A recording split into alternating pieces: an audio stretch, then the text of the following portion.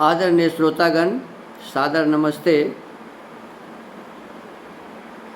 मैं बार बार आपसे निवेदन कर रहा हूं कि अपने इस भारतवर्ष में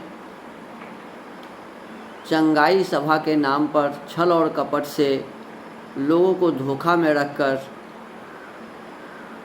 ईसाई मिशनरियों के द्वारा खासकर हिंदुओं को ईसाई बनाया जा रहा है।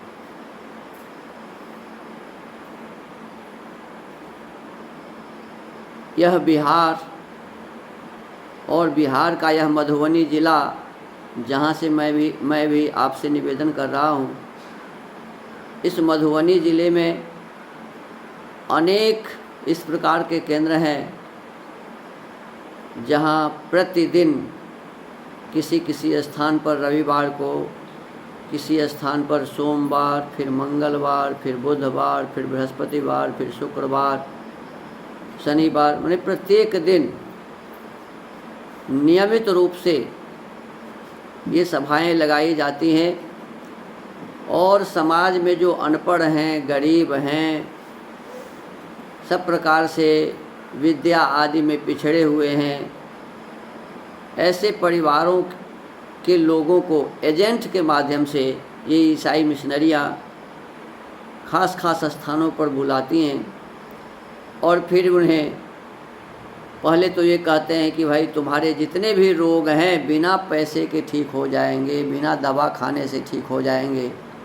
और उपाय इसका ये बताते हैं कि तुम्हारे जितने देवी देवता हैं सभी शैतान हैं, उन शैतानों के चक्कर से निकलो और केवल यीशु को अपना देवता मानो। यदि यीशु को अपना देवता मान लोगे तो तुम्हारे सभी रोग, सभी कष्ट, सभी बीमारी दूर हो जाएंगे। और जो अनपढ़ लोग होते हैं, अज्ञानी लोग होते हैं, खास करके जो दुखी लोग होते हैं, तो उन्हें तो किसी प्रकार से रोग ठीक हो जाए ये भावना होती है और वो उसके चक्कर में पड़ जाते हैं। वो कई नाटक भी दिखाते हैं, जैसे वो लोग निश्चय किए हुए हैं, उनके अपने ही कोई एक आदमी ऐसा होता है जिसे वो जानबूझ के सिखाया होता है कि जैसे ही कोई इस प्रकार के पेशेंट आवे तो तू गिर जाना, और वो जैसे मिर्गी आता है इस प्रकार से वो गिर जाता है। और फिर वो कहते हैं तुम लोग चिंता ना करो, चिंता ना, यीशु अभी इसको ठीक कर देंगे, यीशु अभी इसको ठीक कर देंगे। और इसके पश्चात में वो अपना जो क्रिया पानी उनी छींटने वाली बात होती है वो कर देता है यीशु यीशु करके, और वो उठ के बैठ जाता है, खड़ा हो जाता है और वो कहता है देखो मेरी यीशु में कितना ताकत है, ये एक अभी आया और अभी इसको ठीक कर दिया। तो इस प्रकार से यदि एक ही व्यक्ति बार बार वहाँ जाए तो वही देखेगा कि उसी का आदमी जो है वही ऐसे बार बार गिरता है। मैं तो कई स्थानों पर गया हूँ और देखा हूँ, कई बार गया हूँ, तो निश्चित व्यक्ति होता है उसको, वो जिसे भूत लगता है, जिसे मिर्गी आती है, जो अनेक प्रकार के विशेष बीमारियों से पीड़ित है, ऐसा दिखाने वाला जो है वो बिल्कुल उसी का आदमी होता है जो पैसे लेके ईसाइयों से बस यही काम उसका है, यही करता है। और इस प्रकार से लोगों को धोखा दे करके छल कपट से ईसाई बनाया जा रहा है। जिस पुस्तक के माध्यम से लोगों को ईसाई बनाते हैं वो बाइबिल कहते हैं, उसे बाइबिल को भी पढ़ के सुनाया जाता है। इस बाइबिल में कोई भी विशेष बातें नहीं है, इसके भगवान झूठ बोलते हैं, इनके जितने भी फरिश्ते हैं सभी अव्यवस्थित हैं, गलत काम करते हैं। ईश्वर लोगों को जला के मारता है, पानी में डुबा के मारता है, इसी प्रकार की विशेष बातें इनके इन पुस्तकों में भरे हुए हैं।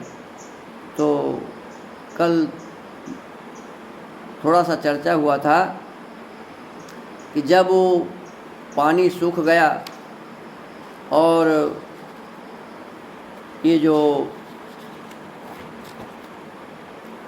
नूह के पुत्र थे शेम, हाम, याफत, इनके साथ और जितने भी जीव जंतु उनके साथ थे, सभी जब बाहर आए तो प्रभु को बहुत ज़्यादा कष्ट हुआ, दुख हुआ, परेशानी हुई और वो पछताते हैं, कहते हैं कि मैं आदमी सबको जो मार दिया अच्छा नहीं किया, आगे से अब मैं किसी भी आदमी को नहीं मारूंगा।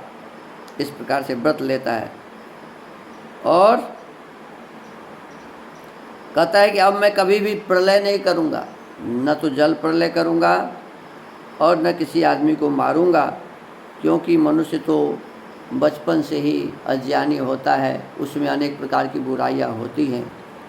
यही बात यदि पहले ही समझ में आ गया होता इस ईसाई के पिता परमेश्वर को, तो फिर हत्या जो अनेक हत्या किया वो नहीं कर पाता, नहीं होता उससे।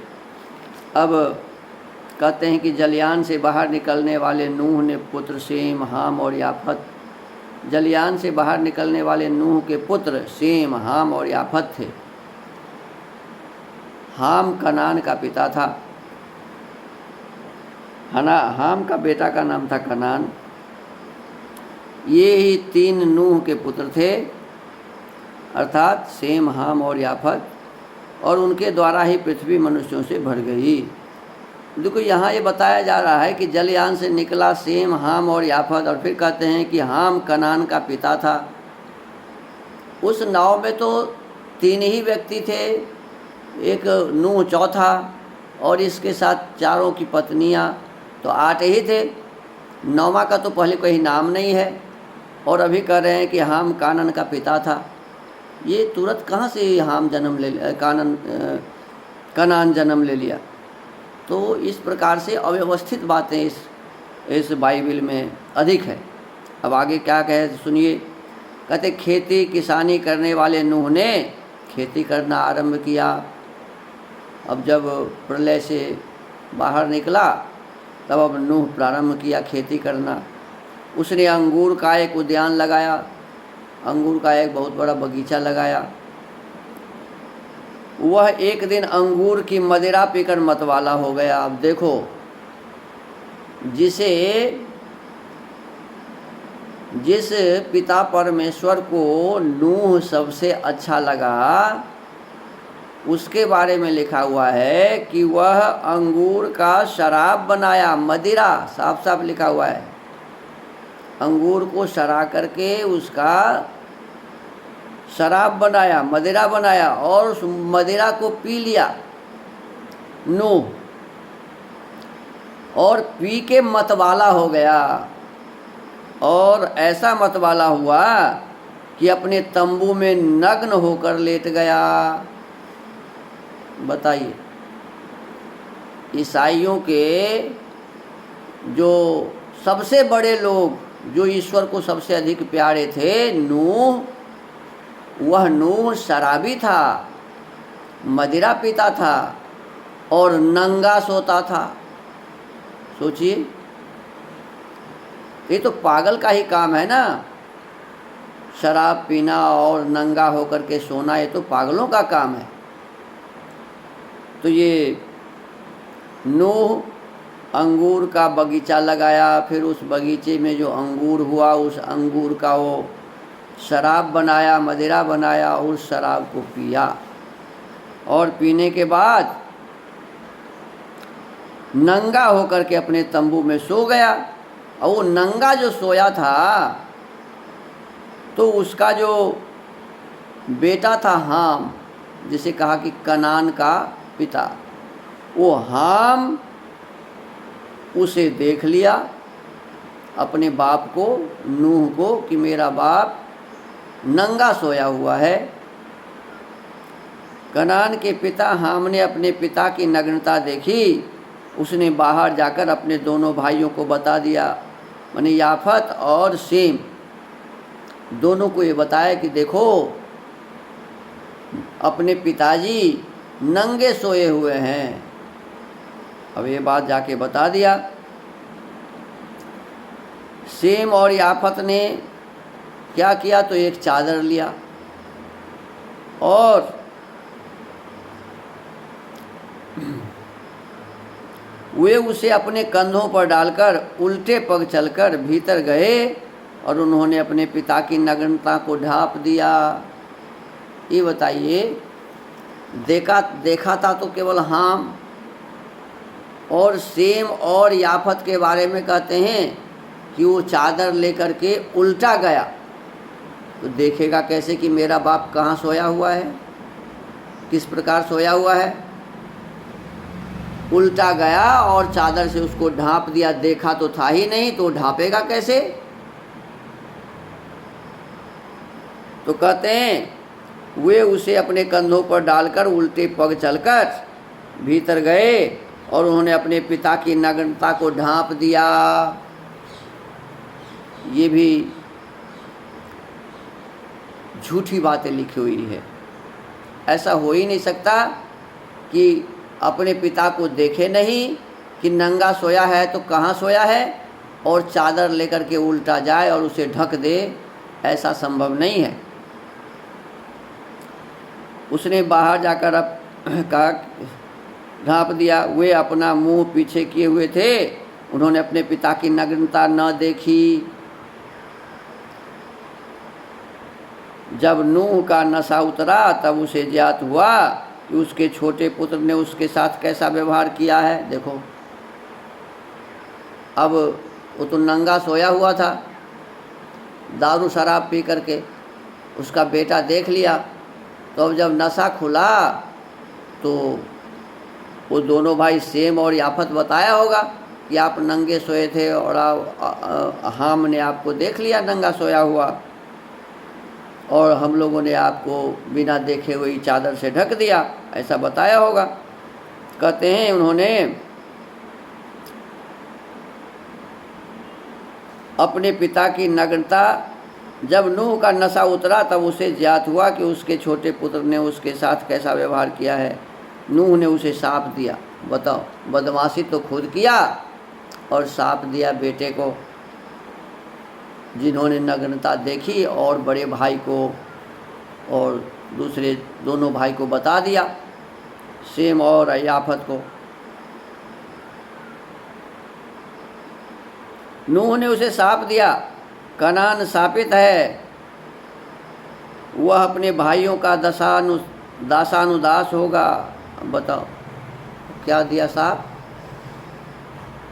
कि वो जो याफत और सेम है उसका दास रहेगा, माने उसकी सेवा करेगा। नूह ने फिर कहा, सेम का प्रभु परमेश्वर धन्य है।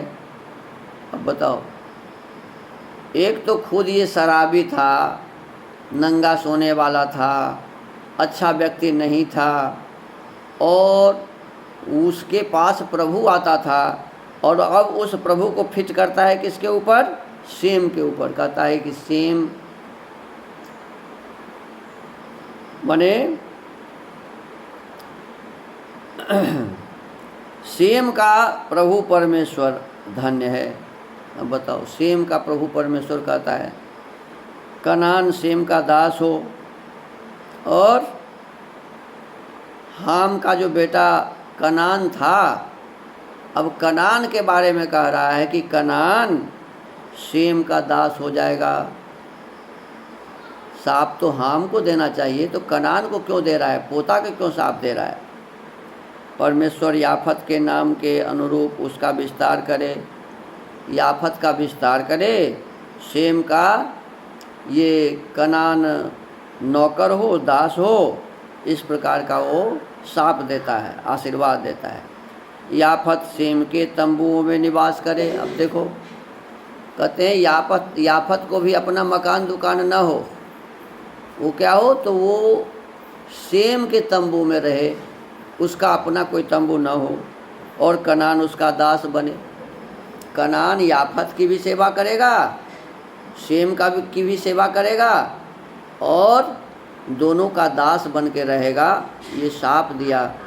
और ये याफत तो कोई बिगाड़ नहीं किया था, लेकिन याफत को प्रभु की कृपा नहीं मिलेगी। वो सेम के साथ रहेगा उसके तंबू में, और सेम पर ही परमात्मा की बड़ी कृपा होगी, क्योंकि सेम का अपना मकान भी होगा, तंबू भी होगा, और सेम का ये दास भी रहेगा। तो इस प्रकार से सब बेतुकी बातें लिखी हुई है, कोई भी समझदारी की बात इसमें क्या लग रहा है आप लोगों को बताइए। ये जो है उत्पत्ति अध्याय है बाइबल में, और उत्पत्ति में 9 और 20 से लेकर के 27 तक ये बातें हैं। तो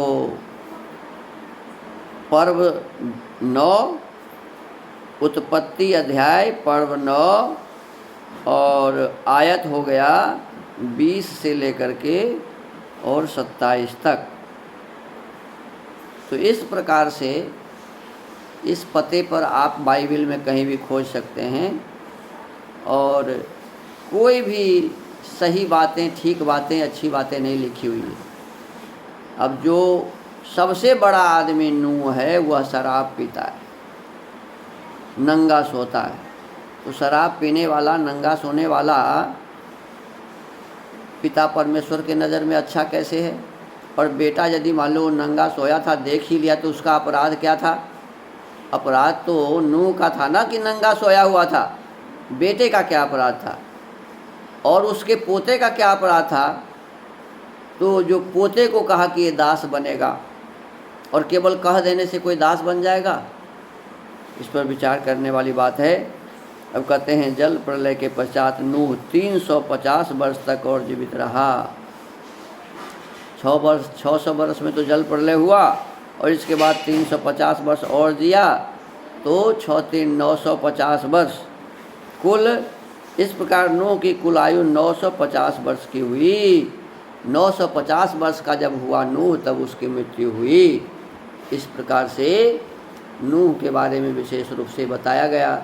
जो पहले वाली सृष्टि के सबको मारने के बाद, जब प्रलय के बाद पुनः जो सृष्टि चल रही है, उसमें नूह से प्रारंभ होकर, और उसके सेम, हाम और याफत 3 पुत्र थे। और उसमें एक जो हाम था, हाम के पुत्र का एक नाम इसमें दिया हुआ है कि वो कनान था, जिसको शाप दे करके वो दास बना दिया। नूह ने दारू के नशे में, और इस प्रकार से ये नूह का वर्णन यहाँ समाप्त होता है। अब आगे और नूह के बारे में, नूह के परिवार के बारे में बताया जाएगा। तो आज के सत्संग को यहीं विराम देते हैं, आप सबसे यही निवेदन करते हुए कि अत्यंत अव्यवस्थाएं हो रही हैं अपने इस भारत देश में। और दुर्भाग्य है कि बहुत लोग तो ऐसे हैं जिन्हें कुर्सी चाहिए, वोट चाहिए, और कुर्सी और वोट के कारण वो इन सब विषय वस्तुओं को समाज में नहीं उठाना चाहता। उनके मन में ऐसा होता है कि जो लोग ईसाई बन रहा है उन्हीं का तो वोट मुझे मिल रहा है, जब मैं उसके विरोध में कुछ बोलूँगा तो मुझे वोट नहीं मिलेगा। इस प्रकार की बातें हैं। बहुत लोग डरते हैं कि भाई मैं कहने जाऊँगा तो मुझसे लड़ाई हो जाएगी, मेरे ऊपर केस हो जाएगा। इस प्रकार से लोग डर रहे हैं। अरे कम से कम बात विचार तो किया ही जा सकता है। अरे न मारने की आवश्यकता है, न पीटने की आवश्यकता है, न लड़ाई करने की आवश्यकता है, न झगड़ा करने की आवश्यकता है। जो लोग ईसाई बन रहे हैं उन्हें समझाने की आवश्यकता है, उन्हें ये सब बताने की आवश्यकता है कि आखिर तुम किस लोभ में ईसाई बन रहे हो। उसके बाइबल में तो कोई अच्छी बातें नहीं लिखी हुई है, तुम क्यों बन रहे हो ईसाई? अब हमारे यहाँ जो शास्त्र है इसमें कितनी अच्छी अच्छी बातें लिखी हैं। विश्वानि दुरितानि सरा पराशु, वेद में कहते हैं सभी प्रकार के दुर्गुण को हटाओ, यद भद्रम तम नाशु, जो अच्छी बातें हैं वो अपने जीवन में धारण करो। तो हमारे यहाँ तो ऐसा लिखा हुआ है, और इनके यहाँ देखो क्या क्या लिखी हुई है। चोरी करना, झूठ बोलना, शराब पीना, नंगे सोना, बहन से शादी करना, माता से शादी करना, अपने बहू से शादी करना। बताओ क्या क्या बात लिखी हुई है इसमें। एक एक बात को ठीक से आप समझेंगे तब पता चलेगा कि कितनी गंदी सोच से भरी हुई है ये बाइबल। और इसी में लिखा हुआ है कि सभी प्रकार के जीव जंतु तुम्हारे खाने के लिए बनाए गए हैं। आपने देखा है कि गतिमान जीव जंतु तुम्हारा आहार है, और जीव जंतु गतिमान तो मनुष्य भी उसी में एक है, तो मनुष्य भी मनुष्य का आहार है क्या? तो इसके हिसाब से तो यही लगता है कि गतिमान जितने भी है सब तुम्हारे आहार हैं, सभी जीव जंतु। तो ये जीव, मनुष्य भी एक जीव है, ये भी गतिमान है, तो मनुष्य के मांस को भी खाओ, ऐसा आदेश है इसमें। तो हमको सोचना चाहिए, विचारना चाहिए, और अपने इस वैदिक संस्कृति को, सत्य सनातन वैदिक धर्म को बचाने के लिए थोड़ा सा आगे आइए, विचारिए। बहुत अव्यवस्थाएं हो रही हैं, आप लोग कितने दिन तक ऐसे सोए रहेंगे? आपके ही सुंदर श्रेष्ठ विचार करने से, आपकी सजगता से ये समाज बचेगा। नहीं तो किसी ज़माने में सभी इस्लाम धर्म को स्वीकार कर लिया और अब धीरे धीरे ईसाई धर्म को स्वीकार करता जा रहा है, तो फिर आप कहाँ जाएंगे, क्या करेंगे? आपके संतान सभी ईसाई ही बन जाएंगे। तो सोचिए, विचारिए, अपने इस वैदिक धर्म को बचाइए। सबको नमस्ते, सबको धन्यवाद। ओम।